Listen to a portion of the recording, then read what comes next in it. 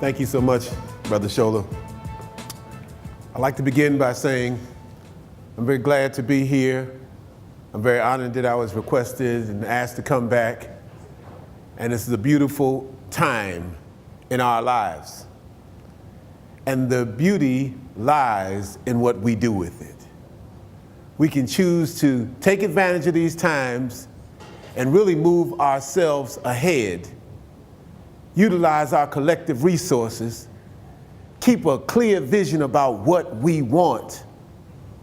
Or we can stare at those who intimidate us because of our negligence, intimidate us because of what we haven't done, stimulate fear in us because we focus more on what they do than what we need to do. Or we can begin to look at the light, the direction, and the capacity we can go to create, to transform, to become.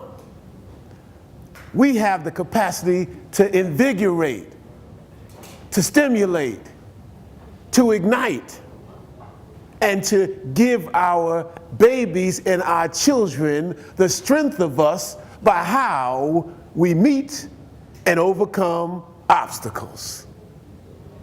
If we demonstrate to them we meet and overcome obstacles, then circumstances and conditions won't undermine us. I got on this journey years ago from my very early days in growing up in the 60s. I watched and listened to adults, and they were always afraid, worried, concerned about who was going to get killed, who was going to get shut down, who was going to be stopped. I remember when I was 9 years old, my brother, who was in the gifted and talented program, he was about 6 years older than me. He was at Princeton University. Very talented, very capable, very able, and quite gifted. Selected 3 out of the students in the entire city of Newark, New Jersey, to be there for a 6-week gifted and talented program. And so after 3 weeks, we went there to see him. And I remember my mother and this other mother talking. I was about 9 years old. This is around 65. I was about 9 years old. And I heard them talking. I don't know what we're going to do if they kill Martin Luther King. You know they're going to kill Malcolm X, but what are we going to do if they kill Martin Luther King?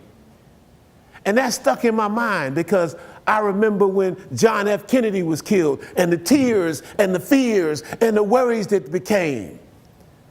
And they did ultimately kill King, and Malcolm X did ultimately die, and they killed Stephen Biko, and the Sharpsville massacre took place, and we still got to be here. We still have to go forward. We still have to demonstrate that we can handle the obstacles that life gives us. You know, the deer doesn't get a break when the lion is hungry.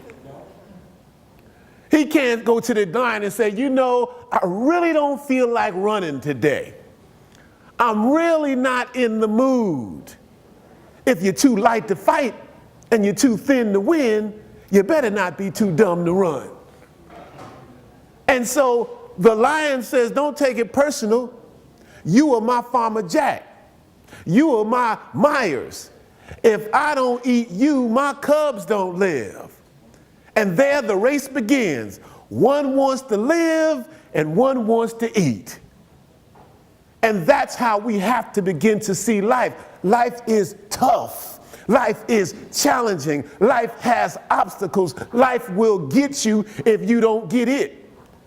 Being prepared sets you in motion to handle it. The best thing we can give to our children is the strength, the confidence, and the capacity to survive, to excel, to propel. Then coming up in elementary school, if you've been living in the ghetto, that is nothing but another intimidating zone. God forbid you should walk through the hood with books. You think you shot someone. Because now the predator-prey relationship that happens in the country and the world is right in your community waiting for you.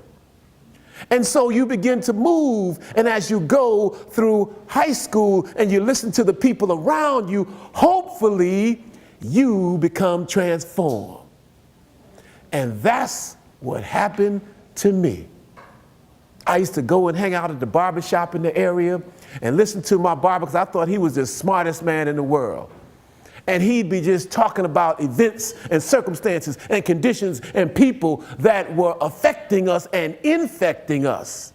So by the time I got to high school, I was kind of looking for things. And then I met people who had been listening to Malcolm X, met people who had been listening to Imam Baraka, met people who had been listening to Stephen Biko, met people who had a global attitude about being something who were teenagers.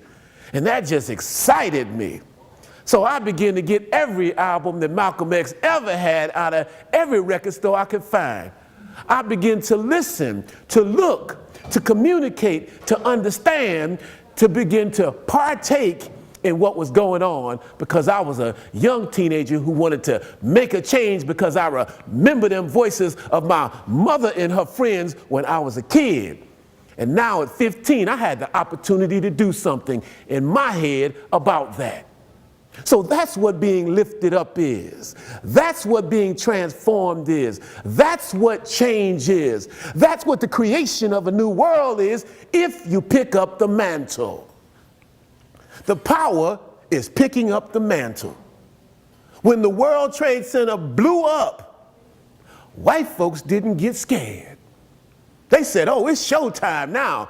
You either with me or you're not. You either for me or you're not. We get ready to go after these cells. They're not bullet-ridden with fear, with insecurity, with anger, with negativity. They don't make excuses for the fights they have to engage in to protect themselves, to demonstrate to their women that we got this, to demonstrate that life is to live, to be happy and fulfilled, and to fight to keep it like you like to. Because there's only really 4 reasons people get into, go into, become, do, transform, create, and develop. Some of us step on the planet to right a terrible wrong. That's why we do what we do. We're trying to right a terrible wrong. Then there are people who come into the planet because they want to make the world a better place. Then there's the third group who wants to improve the quality of life. And then there are those in Washington, D.C., in London, in Paris, in the Netherlands, who want to prevent the end of something good. So now if you are a man or a woman who's trying to right a terrible wrong on the offensive line, and you are opposed by those who are trying to prevent something good on a defensive line, you gotta fight. Because they're not trying to give up anything, because they want to prevent the end of something good. And you're trying to get cut down from the noose. You've been shot, you've been stabbed, you've been drowned, you've been castrated, you've been erupted, your cultures have been destroyed, you have been made a slave, you have been colonized, your name has been changed, your language has been changed, your religion has been confused, your history is distorted, and your culture has been eroded. So you're trying to right a terrible wrong. They're trying to prevent the end of something good. You gotta fight. It ain't in the NFL, it's in your life. It's not in the NBA, it's in your community. It's not in Major League Baseball, it's in the reality of the babies that are going to school every day. It ain't on TV, it's in the prisons where they locking us up. 7 out of 10 are black men. You got a war right here. So the question becomes, how will you handle it? How will you respond? Now you can be relegated and have them say, don't come on the porch because you can't run with big dogs.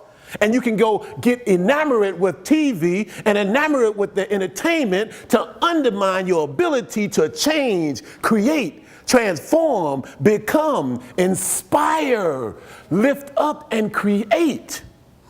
Or you can say it's showtime. We got something to do. Because we have to leave a legacy of who we are for those who have come before us. And that is what we have to be about. That's where we have to go. That's what we have to become. We got to teach. We have to organize. We have to train our babies. We have to give our daughters a strength and a confidence, because as men, we demonstrate that so they feel secure. We can't leave them to look to Ray Ray to tell them the way, because P.S. Ray Ray's lost because nobody told him the way. And when we do that, we grow. When we do that, we become. When we do that, we create. And then we begin to be the architects of our identities. See, the world outside of America looks at us through the identities of people who don't love us, that they create images with on TV. We got to take possession back of our lives. And that's what history is for. And that's why we've had leaders who have moved to lift us, to teach us, to organize us, to train us, to elevate us into the power of who we are. You see, when you are not addicted to things on the outside, and you are not succumbed to the things on the inside, when you become so strong that you can't put a substance in you to undermine you while you got this kind of fight in front of you, you become more powerful than you imagine.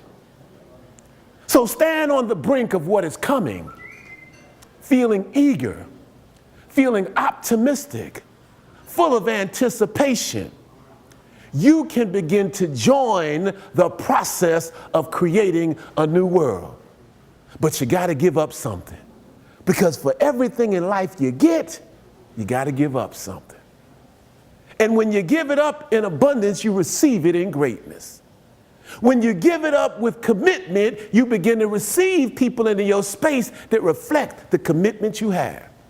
That's what strength is. Stand on the brink of what is coming, feeling eager, feeling optimistic, and full of anticipation, with no spirit of doubt, unwillingness, and unworthiness blocking your receipt of it. This is the beauty and the art of creating your own world. We can do it, we can become it, because we are it. Thank you very much.